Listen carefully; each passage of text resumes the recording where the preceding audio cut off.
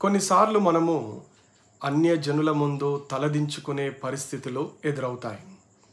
అన్యజనులు మనలను ఏడిపించేవారుగా, బాధించేవారుగా, మన దగ్గరున్న సమస్తాన్ని దోచుకునేవారుగా ఉంటారు. మనము నష్టపోతూ ఉంటాం. ఎందుకు ఇలాంటి పరిస్థితులు నా జీవితంలో సంభవించుచున్నవి? నా దేవుడు ఎక్కడున్నాడు? నా దేవుడు నా ప్రార్థన ఎందుకు వినట్లేదు? ఎందుకు నా ప్రార్థనలకు దేవుడు సమాధానం ఇవ్వట్లేదు?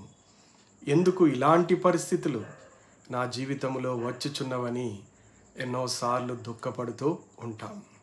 ప్రియ సహోదరుడా, సహోదరి, వీటన్నిటికీ కారణము దేవుడు కాదు, ప్రభువైన యేసుక్రీస్తు వారు కాదు.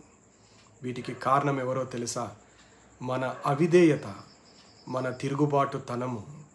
ప్రభువుకు మనలను మనమే సంపూర్ణముగా అప్పగించుకొనుటలో తప్పిపోచున్నాము. కనుకనే ఈ అన్ని సమస్యలు మన జీవితంలో ఉద్భవిస్తూ ఉంటాయి.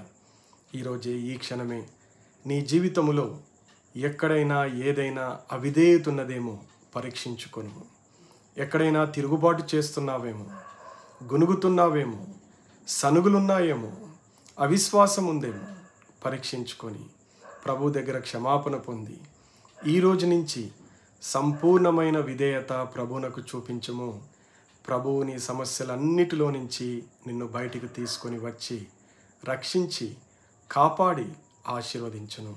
దేవుడు అలాగ మిమ్మల్ని దీవించును గాక.